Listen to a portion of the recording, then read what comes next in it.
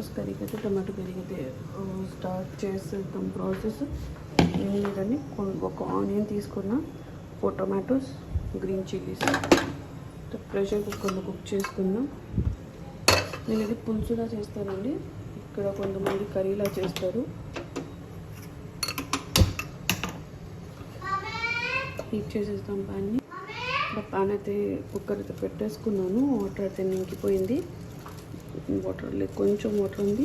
ఏదో మా పాప పిలుస్తుంది, ఆమె డ్రాయింగ్ చేసింది కదా, 100 people లైక్ చేయాలంట. అది మా బాధ, చెప్పడం రాకలా చెప్తుంది. సో ఇక్కడ కుక్కర్ అయితే వేడి అయిపోయింది. యాడ్ చేసుకుందాం ఆయిల్ని. ఈ స్పూన్తో రావడం లేదండి, బస్ కొంచెం ఆయిల్ని అయితే యాడ్ చేసేసుకున్నాము. ఆయిల్ వేడయ్యాక ఇవైతే ఇందులో వేసేద్దాం. ఆయిల్ హీట్ అయ్యింది, సో విల్ యాడ్ దిస్.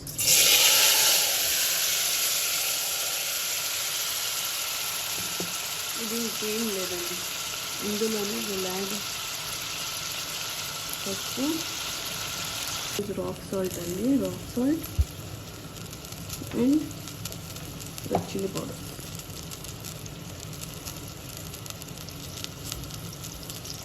టేస్ట్కి తగ్గట్టు అయితే, నా టేస్ట్కి తగ్గట్టు అయితే నేను యాడ్ చేసుకున్నానండి. మీకు ఎలా నచ్చుతుందో, ఎలా టేస్ట్కి కావాలో అలా మీరు యాడ్ చేసుకోండి.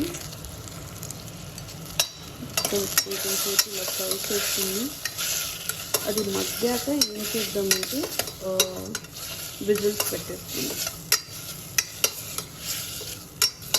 నేను ఎందుకు ఇలా పెద్ద పెద్ద పీసెస్లో కట్ చేశానంటే నేను విజిల్స్ పెడతాను. సో కొంచెం సేపు ఇలా ఫ్రై చేద్దాం.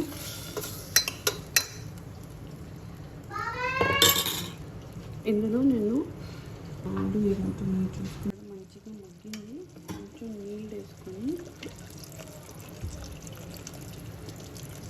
కొంచెం నీళ్ళు వేసానండి. ఇందులో ఐ యాడ్ టామరిన్ అండి, కొంచెం అయితే ఇంతైతే టామరిన్ వేసుకుని జస్ట్ కొంచెం వేసి వేయనట్టు టేస్ట్ అయితే బాగుంటుంది. ఇప్పుడు దీన్ని విజిల్ పెట్టింది. హక్కాలో బెటా,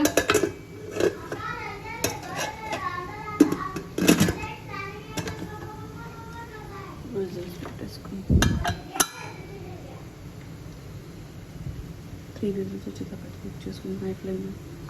ఇప్పుడు మా ఆలు రుచిగా విజిల్స్ అయ్యాక మూత తీసుకున్నాం. నేనైతే ఇలా స్మాష్ చేస్తానండి. సో నేనైతే ఇలా నాకు కావాల్సిన కన్సిస్టెన్సీలో అయితే ఇలా స్మాష్ చేసుకున్నాను. చూసారు కదా, ఇలా స్మాష్ చేసేసుకుంటే ఆ పిప్పి అనేది ఉండదండి, మంచిగా ఉంటుంది. లేకపోతే అది మొత్తం అలా సపరేట్గా ఉండిపోతుంది, గ్రేవీ కొంచెం సపరేట్గా ఉండిపోయినట్టు ఉండిపోతుంది. సో ఇందులో ఇప్పుడు అలా డ్రై కోకోనట్ కొంచెం అంతే కొంచెం యాడ్ చేశాను, వేయనట్టు యాడ్ చేశాను. ఇంకంతే అండి, కొంచెం సేపు ఒక 2 to 3 minutes ఇలా కుక్ చేసి స్టవ్ అనేది ఆఫ్ చేసేద్దాం. ఇందులో యాడ్ చేసేసుకుందాం కొరియాండర్,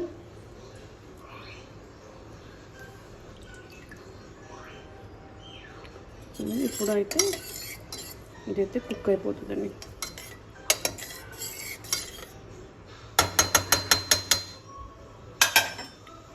జస్ట్ ఇలా కుత్తు అనేలాగా చేసి అయితే ఇంకో స్టవ్ అయితే ఆఫ్ చేసేసుకోండి.